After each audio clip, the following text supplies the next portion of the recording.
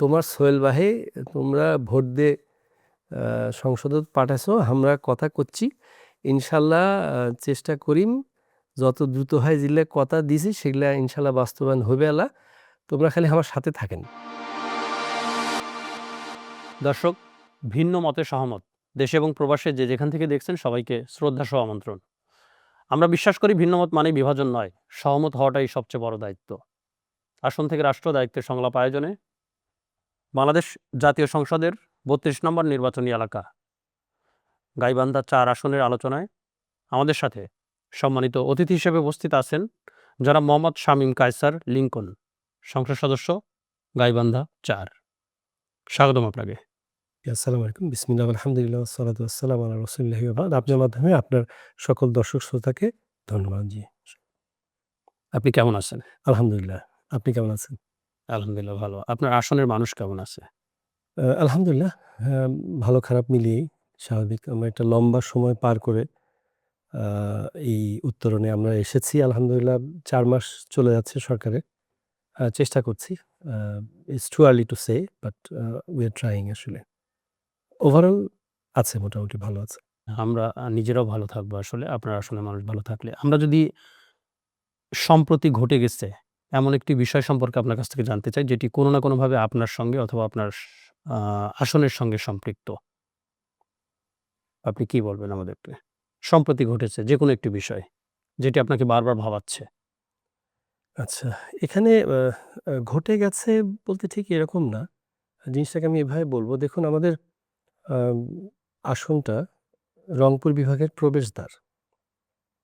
তো এই তো সদ্য যে নির্বাচন গেল, এই নির্বাচন পরবর্তী আমরা সংসদেও চেষ্টা করেছি কথা বলার, এবং আমাদের আ মাননীয় প্রধানমন্ত্রী জনাব তারেক রহমানের যেই ৩১ দফা এবং পরবর্তীতে ওইটাকে যে শর্টলিস্ট করে আমরা যেটা নিয়ে মাঠে ময়দানে গেছি, তার মধ্যে বেকার সমস্যা দূরীকরণ এবং কর্মসংস্থানটা অনেক বড় একটা মানে চ্যালেঞ্জ, এবং এটার ব্যাপারে প্রতিশ্রুতি এবং সুনির্দিষ্ট পরিকল্পনাও দেয়া ছিল। আর সেটারই ফলশ্রুতিতে আমাদের আ উত্তরবঙ্গে, আমি জিনিসটাকে এভাবে বলি আপনাকে, এই তো কিছুদিন আগেই আ সংসদে প্রশ্নোত্তর পর্বে আমার ঠিক পাশেই বসেন আমাদের আ সরিষাবাড়ির মাননীয় সদস্য। তিনি একটা সার কারখানা চালুর ব্যাপারে বললেন। আমি যতদূর মনে পড়ে সার কারখানা। তো ওটার উত্তরে বললেন যে ওখানে গ্যাস সংযোগ দেওয়া হবে বা এ ধরনের কিছু একটা। ঠিক আছে, দেয়া হবে। এর পরপর সম্পূরক প্রশ্নে উনি আবার বলছেন যে আমার জুট মিলটা চালু করতে হবে। তো উনি যখন কথা শেষ করলেন, শেষ করার পর আমি বললাম যে, "ভাই, আপনি ইন্ডাস্ট্রি কয়টা?" তো বলছে, "আপনি কয়টা লাগবে?" তো পরে আমার বক্তব্যটা হলো যে আমাদের আ সম্প্রতি ঘটনার যে কথা বলছেন, আসলে এটা সম্প্রতি বা আম পেছনের ব্যাপার না। আমাদের ওখানে সবচেয়ে বড় একটা সম্ভাবনাময় জায়গা হলো, আমাদের ওখানে কর্মসংস্থানের একটা অত্যন্ত উর্বর ক্ষেত্র পড়ে আছে। এখানে একটা আসনের এমপি সাহেব বলছেন যে ২ টো প্রশ্ন করেছেন, এরপর আপনার আরো কয়টা ফ্যাক্টরি লাগবে। ওখানে আমাদের পুরো কয়েকটা জেলার মধ্যে, গাইবান্ধার মধ্যে তো অনলি, এবং কয়েকটা জেলার মধ্যে অনলি আমাদের একটা ভারী শিল্প হলো রংপুর সুগার মিলস লিমিটেড। তো সেটা আমাদের ইনকামেন্ট যে গভর্নমেন্ট ছিল সেটা 3rd ফেজে, মানে নেক্সট সাইকেলে তারা চালু করবে এইভাবে পাইপলাইনে রেখেছে।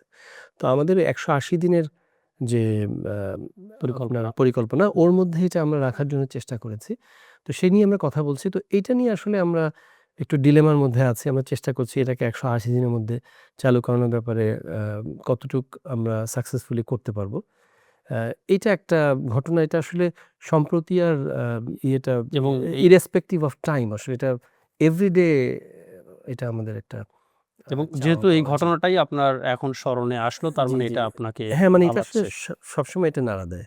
চেষ্টা চলছে, এবং আমাদের আশার আলো যে আগামী বাজেটে প্রায় ২০,০০০ কোটি টাকা আ রাখা হয়েছে হলো বন্ধ শিল্প কারখানা চালুর ব্যাপারে। তো আমাদের ওই প্রতিষ্ঠানটা আসলে আম লেস দ্যান 100 কোটি টাকার মধ্যে এটা হয়ে যায়। আলহামদুলিল্লাহ, ওভারঅল ঠিক আছে। অনেক না পাওয়া, দীর্ঘদিনের না পাওয়া, সেগুলো নিয়ে আছি আরকি আমরা। ধন্যবাদ। মাননীয় সংসদ সদস্য, আমরা একদম আসনে ফেরত যাব। আপনার আসনের ভৌগোলিক অবস্থান এবং সেই সাথে আপনার আসনের যদি কোনো সমস্যা থেকে থাকে, সেই সাথে যদি সম্ভাবনাও থেকে থাকে আমাদের জি। মাধ্যমে একটু জানাবেন। আচ্ছা। আমাদের ভৌগোলিক অবস্থান হিসেবে হলো এক তো আমরা রংপুরের প্রবেশদ্বার এবং এই দিকটাতে একটা হয় কি মানে অ্যাগ্রো বেসড ইন্ডাস্ট্রির যথেষ্ট একটা ভালো সম্ভাবনা।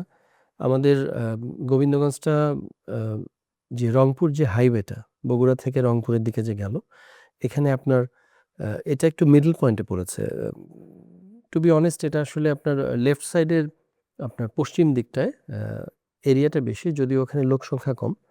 আর পূর্ব দিকটাতে আপনার লোক সংখ্যা বেশি, বাট এরিয়া কিছুটা কম। মানে তো এদিক থেকে চিন্তা করলে আপনার পূর্ব দিকে একটা ভারী শিল্প প্রতিষ্ঠান আছে যেটা বন্ধ আছে। আরেকটা হলো এদিকে আবার স্মল কটেজ ইন্ডাস্ট্রি আছে আপনার, এটাকে হোসিয়ারি শিল্প বলে। ওরা আপনার সোয়েটার তারপর শীতের কাপড়গুলো বানায়। তো প্রায় 2000 ইউনিটস অফ মানে কটেজ ইন্ডাস্ট্রি। তো এগুলোকে আমরা একটা বেসিক শিল্পনগরীতে এটা কি আপনার আসনের মধ্যে? আমাদের আসনের মধ্যে, এটাকে কোচা শহর বলে ইউনিয়নটা। 17টা ইউনিয়ন একটা পৌরসভা নিয়ে আমাদের নির্বাচনী এলাকা। একটা উপজেলায় একটা আসন। কোনো এক সময় যখন রাজশাহী বিভাগের ছিল, তখন রাজশাহী বিভাগের সবচেয়ে বড় উপজেলা এটাই ছিল। বর্তমানে রংপুর বিভাগের সবচেয়ে বড় উপজেলা। তো ভৌগোলিক অবস্থান থেকে আমাদের এইদিকে আপনার একে তো অ্যাগ্রো বেসড ইকোনমি, তার মধ্যে আপনার সুগার মিল যেটা ওটাও অ্যাগ্রো বেসড, বিকজ ওটা ফিডটা হলো সুগারকেন, আখ। আর এখানে যেটা এটা আপনার হোসিয়ারি শিল্প, আমরা সম্ভাবনা যেটা দেখছি যে ওখানে আপনার শীতবস্ত্রটা ওরা যে তৈরি করে, যেহেতু কটেজ ইন্ডাস্ট্রি, ওটা যদি বেসিক করা যায় তাহলে ওদের স্বাভাবিকভাবে যারা প্রোডিউসার এবং যারা ইনভেস্টর তাদের জন্য আরও দুয়ার খুলে যাবে সম্ভাবনা। এবং যেটা হয় যে আপনার বাংলাদেশ ব্যাংকের একটা স্কিম আছে, আমি যতদূর জানি অলরেডি নিয়ে পার্সু করছি, যে যেই সময়টা তারা স্টক করে মানে আপনার সুতা এবং মানে প্রোডাকশনের জন্য, ওই সময়টা তারা যদি একটা সহজ শর্তে লোন পায় তাহলে দেখা যাবে ওদের যে প্রোডাকশন টাইম এবং সেলস টাইম যেটা, ওই টাইমটার মধ্যে ওরা আপনার they can produce more and at a lower cost. তো ওই একটা সম্ভাবনা আছে বেসিক এরিয়া করার। আরেকটা হলো পশ্চিম দিকে, এটা খুবই আশাব্যঞ্জক। সেটা হলো মাননীয় প্রধানমন্ত্রীর যে 1 কোটি কর্মসংস্থানের যে পরিকল্পনা, এই পরিকল্পনার মধ্যে আপনার গোবিন্দগঞ্জে রংপুর ইপিজেড এবং প্রস্তাবিত এটার নাম ছিল গাইবান্ধা ইপিজেড। তো এখন পর্যন্ত রংপুর ইপিজেড নামেই ব্যবসাতে আছে। এটা আপনার অনুমোদিত।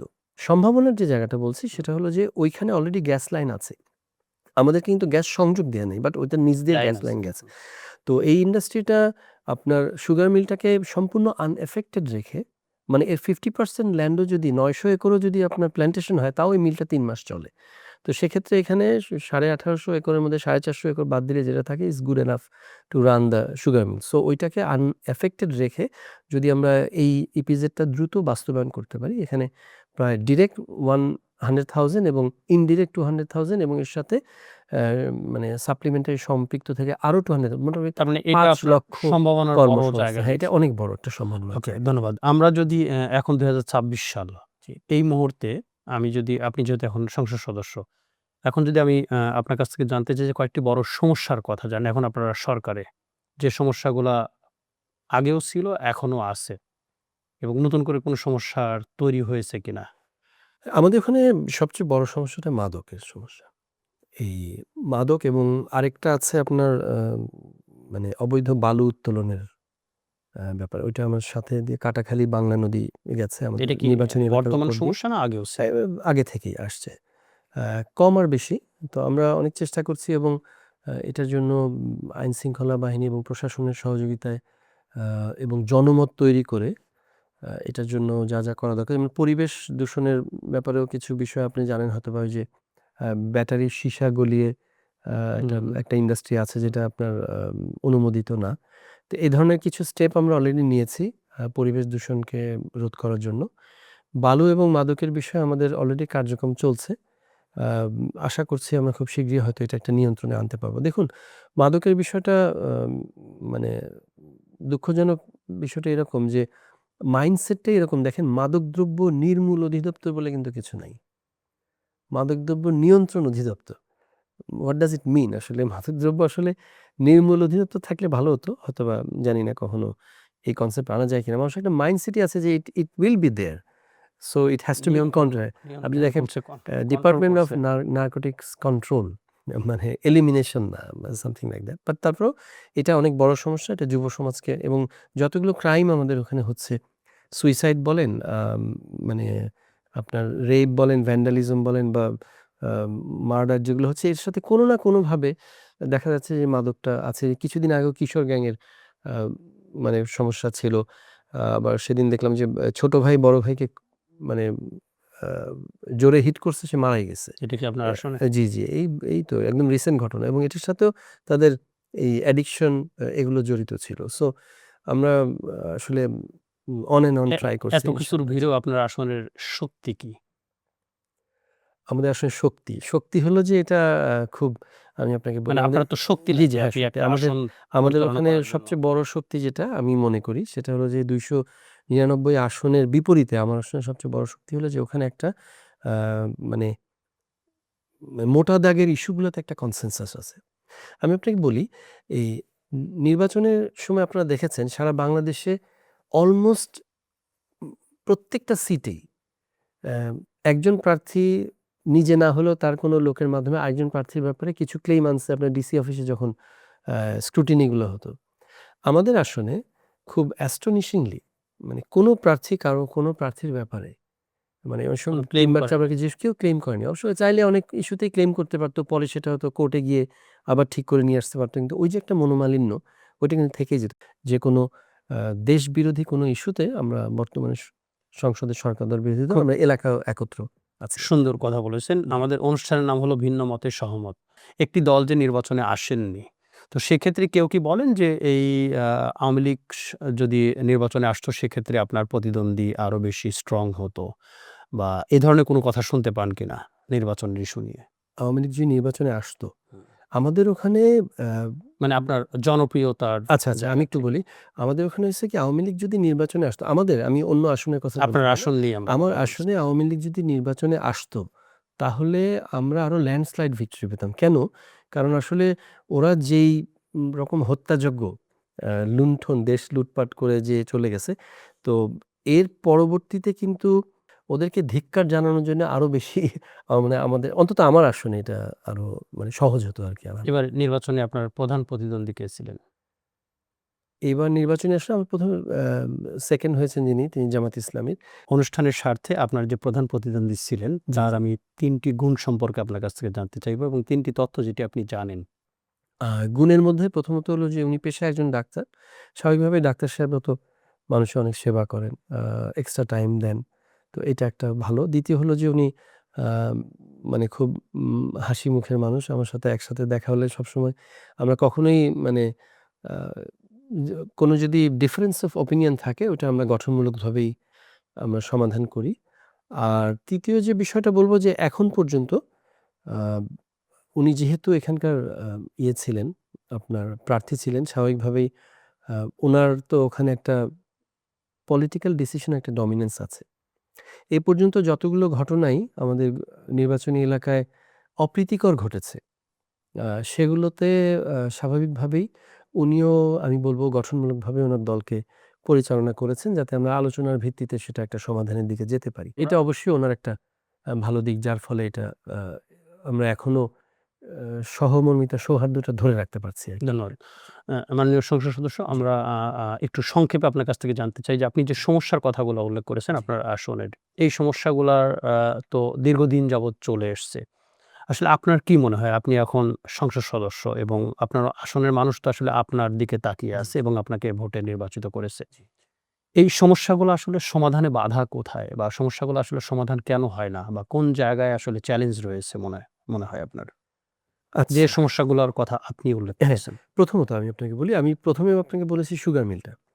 সুগার মিল দেখেন বাংলাদেশে মানে ওইটার যে টেকনোলজি বা সংক্ষেপে যে অবস্থায় আছে একদম সংক্ষেপে বলি। এগুলো ধরেন আমরা আবার চালু করলাম। এর আগে একবার বন্ধ হয়েছিল। আমার আ ইলেকশনের পরে ওটা একবার চালু হয়েছিল। সাইফুর রহমান সাহেব অর্থমন্ত্রী ছিলেন, মাননীয় প্রধানমন্ত্রী বেগম খালেদা জিয়া। উনি এটা চালু করিয়েছিলেন। তো এটা হয় কি? এটা যখন চালু হবে আমরা যারা পলিটিশিয়ানস তারা কিন্তু গ্রাসরুট এর প্রবলেমটা এসে অ্যাড্রেস করে ওইটাকে আ টেকনিক্যালি ওইটাকে উপস্থাপন করে ধরেন এটা আবার ডিসিশন আসলো। কিন্তু এটা যখন পরিচালনা হবে ওইখানে যদি আমাদেরকে ইনভলভ করে তাহলে কিন্তু আমরা আ এটার মধ্যে যদি কোনো লুপ হোলস থাকে এটা কিন্তু আমরা ওই জায়গাগুলো কিন্তু আমরা টেনে ধরবো লাগাম। যে না এটা তো এই কারণে লস হচ্ছে, এদিকে তো যেতে পারে না। আমরা ধরুন শুধু চালুর ডিসিশনটার ব্যাপারে আমরা পার্সিউ করলাম। কিন্তু এটা কেন লাভজনক করা যাবে না? লাভজনক কিভাবে করা সম্ভব, তাহলে কেন হবে না? ওই দিকে আমাদেরকে ইনভলভ করা ১। ২ হলো আমাদের ওখানে যেহেতু লম্বা নদী গেছে, কাটাখালী এবং বাংলা নদীটা। এটা পাড় ঘেঁষে নদী ভাঙন একটা বড় সমস্যা। সো এটা আসলে অসম্ভব না। তো চ্যালেঞ্জ হলো যে এই কাজগুলো ইনশাআল্লাহ আমরা অলরেডি আমাদের ওখানে খাল খননের কাজ চলছে এবং আমি যেটা নরমালি করছি যে এক তো উপজেলা প্রশাসন এবং আইনশৃঙ্খলা বাহিনী তারা তো তদারকি করেই।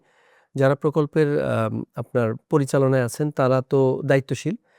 আমি আলাদা টিম দিয়েও প্রত্যেকটা কাজ ধরে, ধরে আমরা আ করছেন দেখছি আরকি এবং যে কতটুক ডেভেলপ হচ্ছে। আপনি কি বিশ্বাস হুম। করেন যে আগামী ৩ বছর বা একটা সময়ের মধ্যে এগুলো সব সমস্যার সমাধান করে ফেলছেন বা করবেন? হ্যাঁ, আমরা যেটা আশা করছি যে যেহেতু আমাদের আমরা যেটা দেখতে পাচ্ছি, আমি আগেও যেহেতু ২০ বছর আগে একবার অল্প দিনের জন্য এমপি ছিলাম।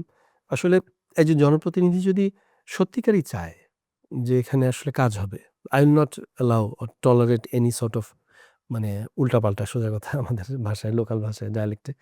তো তাহলে আসলে অনেক কিছুই সম্ভব।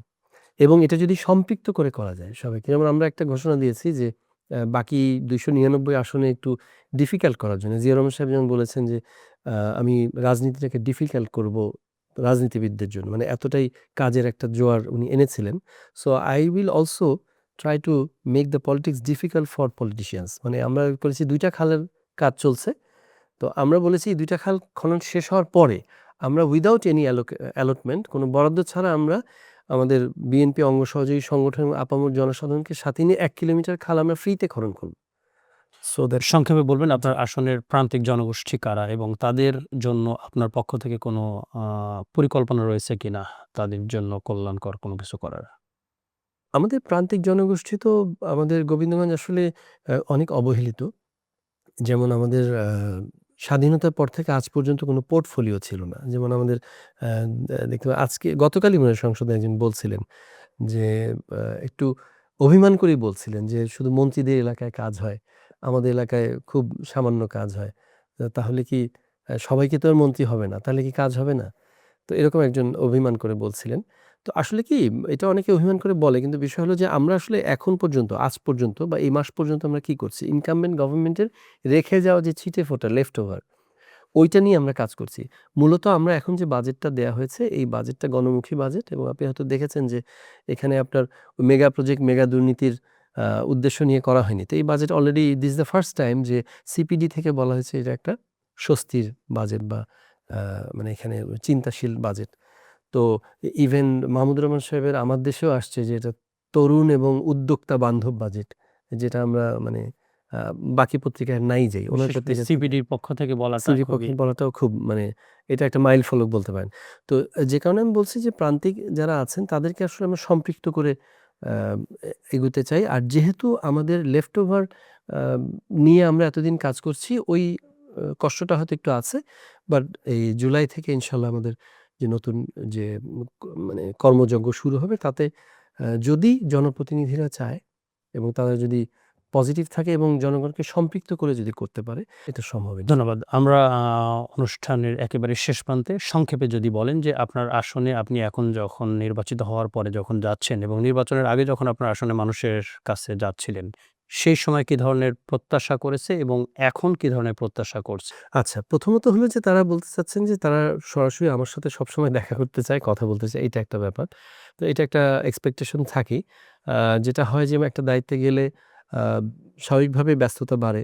আ তো এইটা তাদের একটা মনের আশা যে অনেকে বলছে, "না কোনো কাজ নাই। আমি সবসময় আপনি ফোন করলেই ধরবেন বা গেলেই আপনাকে পাবো।" এটা একটা এক্সপেকটেশন।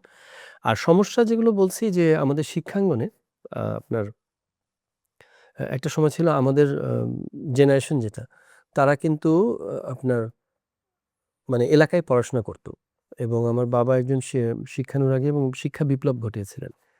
তো আমরা যেটা করতে চাচ্ছি দেখছি যে আমাদের নেক্সট জেনারেশন যারা, আমাদের নেফিউ, নিস ওদের জেনারেশনটা ওরা দেখা যাচ্ছে পাশে কোথাও চলে যাচ্ছে। কেউ বগুড়ায় পড়তে চলে যাচ্ছে, রংপুরে পড়তে চলে যাচ্ছে। এটার একটা বড় কারণ হলো শিক্ষাঙ্গনের পরিবেশটা এবং শিক্ষার মানটা। তো এটার ব্যাপারে আমরা যথেষ্ট স্পেসিফিক কিছু পলিসি নিচ্ছি যাতে এই জিনিসটা ঠিক করা যায়।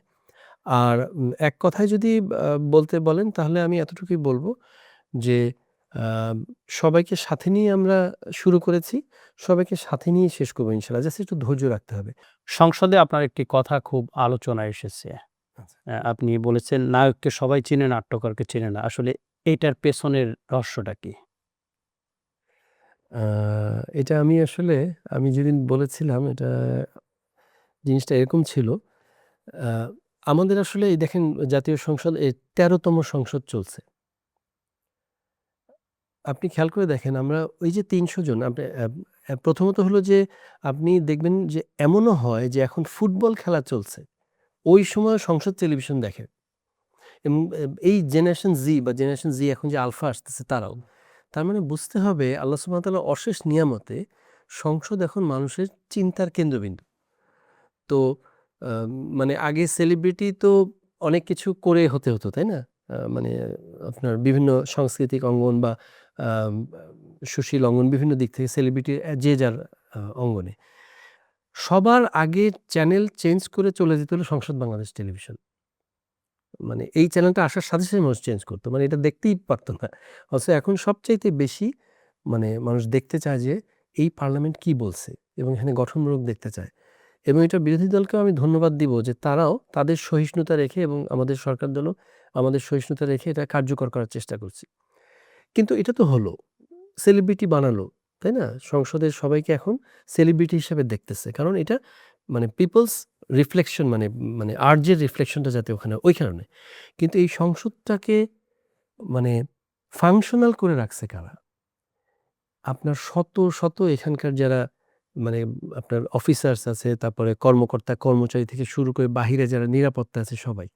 তো আমি ওইটাই বুঝাতে চাচ্ছিলাম যে আসলে যখন আমরা ধন্যবাদ দেই, আমরা কিন্তু আ ওভার দ্য টাইম ঐতিহাসিক যারা আছেন তাদেরকে সবাইকে ধন্যবাদ দেই। মানে তাদেরকে আপনি কিন্তু ডিরেক্টর বা নাট্যকার যে হিসেবে ছেলেটা মানে একেবারে মানে রাস্তায় দাঁড়িয়ে সে হয়তো আমার নিরাপত্তা নিশ্চিত করছে বা বাহিরে একটা ভালো ক্যান্টিনও নাই। কিন্তু সে কিন্তু দিনের পর দিন যখন অধিবেশন চলে ৭ দিন আগে এবং ৭ দিন পরে পর্যন্ত এভরিডে তাদের ইয়ে। তো আমি তাদেরকে আসলে ধন্যবাদ দিতে চাচ্ছিলাম যে আ আ সেলিব্রিটি তো ৩৫০ কে ভাবছে কিন্তু এদেরকে কার্যকর করে রাখছে আসলে ধন্যবাদ। পেছনে এতগুলো আপনি কি মানুষ। ২য় সংসদ সদস্য না ১ম জি, আমি সংসদ এবার সদস্য? ২য় বার। এর আগে ২য় বার। আমার প্রয়াত বাবা আ মরহুম আব্দুল মোত্তালিব আখন্দ উনার ইন্তেকালের পরে আমি লাস্ট ইয়ারটা 2006 ওই বছরটা আমি পেয়েছিলাম আরকি। I was only 26 at that time. আপনি সর্বকনিষ্ঠ সংসদ জি, সদস্য। ওই সংসদের আমি সর্বকনিষ্ঠ ছিলাম।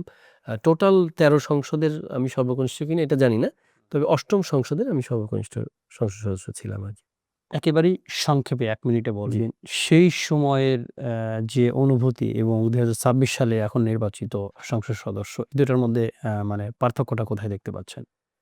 আচ্ছা, দুটোর মধ্যে পার্থক্য বলতে আমি মানে আমার ব্যক্তিগত অনুভূতির কথা যদি বলেন, আমি আ তখন অনেক আশা নিয়ে গেছি। তবে ইউজুয়ালি যেটা হয় ওখানে ওই সময় যেহেতু আপনার আম আ আওয়ামী লীগ আপনার বিরোধী দল ছিল এবং তাদের আ ওই যে এক মুহূর্ত শান্তিতে থাকতে দিব না এই টাইপের একটা দল তারা আরকি।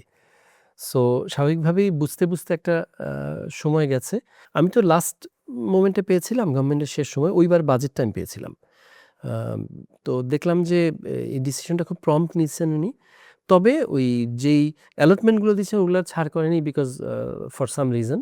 তবে আমার সবচেয়ে ইয়ে ছিল যে madam Khaleda Zia um she was মানে ভেরি প্রম্পট ডিসিশন মেকার। কানেকশনটা যেটা দেখছি যে আ শহীদ রাষ্ট্রপতি জিয়াউর রহমান, প্রয়াত দেশনেত্রী বেগম খালেদা জিয়া ওনাদেরই কিন্তু আ সন্তান জনাব তারেক রহমান বর্তমান প্রধানমন্ত্রী। তো উনি দেখা গেছে আরো এত প্রম্পট যে ৩ মাসের মধ্যে সবগুলো পাইলট প্রজেক্ট অলরেডি করে ফেলছেন, চালু করে ফেলছেন। সো আই বিলিভ যে ইনশাআল্লাহ যেই আশা নিয়ে আমরা আসছি, তো ওই ২ টার অনুভূতি কানেক্ট করলে এতটুকুই বলব যে গভর্নমেন্ট ইস ভেরি প্রম্পট। আমার কাছে তখন মনে হচ্ছিল যে আমি বোধহয় ওইটার সাথে দৌড়ে পারব কিনা। কারণ আমার তো অনেক কিছু শিখতে হবে। তো এবং আপনি সেটা এবার পেরেছেন জন্যই সেই সময়ের আ আ কথাগুলো মানুষ মনে রেখে এখন আপনাকে সংসদ আল্লাহ সদস্য ভরসা। করেছে। আমি যেটা চিন্তা করি I was at that time I was simply set on the shoes of my father. আমার আব্বাকে তারা অনেক ভালোবাসতেন, অনেক জনপ্রিয় ছিলেন। তো এখনো আমি মনে করি আসলে তাকে ভালো করেই আমাকে সমর্থন দিয়েছেন। আমার খুব বেশি ক্রেডিট এখানে যায় না। আ এটা আমার কাছে এখনো মনে হয় এবং সামনেও হয়তোবা তার ভালোবাসার জন্যই আমাকে তারা না, না, ধরে তারপরে তো রাখবে, এটা আপনি মনে কাজ হয়। করছেন এবং আপনাকে কাজ করতে হবে। জি, তার ইনশাআল্লাহ। তো ভালোবাসার এখন যে মনে হচ্ছে যে মাননীয় প্রধানমন্ত্রী জনাব তারেক রহমান যে পরিমাণ প্রম্পট, ওইটার সাথে দৌড়ানোর ক্যাপাসিটি হয়তোবা আল্লাহ চাহে তো হয়তোবা আমার আছে। ওই সময় এটা ছিল না। আমার অনুভূতি দুটার পার্থক্যটা এটাই। ধন্যবাদ। মাননীয় সংসদ সদস্য, আমরা একেবারে অনুষ্ঠানের শেষ প্রান্তে। আপনার শিকড়ের ভাষায়, আঞ্চলিক ভাষায় আপনার আসলে মানুষের উদ্দেশ্যে যদি কিছু বলতে চান, বলতে পারেন। আচ্ছা, আচ্ছা। একেবারেই শিকড়ের ভাষায়। আচ্ছা, শিকড়ের ভাষায় বললে এটা অবশ্য আপনাকে এক কথায় বলতে গেলে আ তোমার সোহেল ভাই, তোমরা ভোট দিয়ে সংসদত পাঠাইছো, আমরা কথা কচ্ছি। ইনশাল্লাহ চেষ্টা করিম যত দ্রুত হয় যেগুলা কথা দিছি সেগুলা ইনশাল্লাহ বাস্তবায়ন হবে আলা। তোমরা খালি আমার সাথে থাকেন। তোমরা পাস ছাড়েন না, তোমরা সাথে থাকেন। আমরা ইনশাল্লাহ ঐক্যবদ্ধভাবে একত্র হয়া যেটা কইছি সেগুলা আলা পার করিম ইনশাল্লাহ। সবাইকে ধন্যবাদ। ধন্যবাদ মাননীয় সংসদ সদস্য ভিন্নমতে সহমত অনুষ্ঠানে আসার জন্য। দর্শক, ভিন্নমতে সহমত যে যেখান থেকে দেখলেন সবাইকে আগামী পর্ব দেখার জন্য আমন্ত্রণ জানাচ্ছি, এবং সেই সাথে মাননীয় সংসদ সদস্যর যে কথাগুলা আপনাদের মনে হবে যে এখানে সহমত করার প্রয়োজন, অবশ্যই কমেন্টের মাধ্যমে জানিয়ে দেবেন, এবং সেই সাথে যদি কোনো কথার সঙ্গে ভিন্নমত পোষণ করতে চান সেটিও আপনারা জানিয়ে দেবেন কমেন্টের মাধ্যমে। ভালো থাকুন, সুস্থ থাকুন।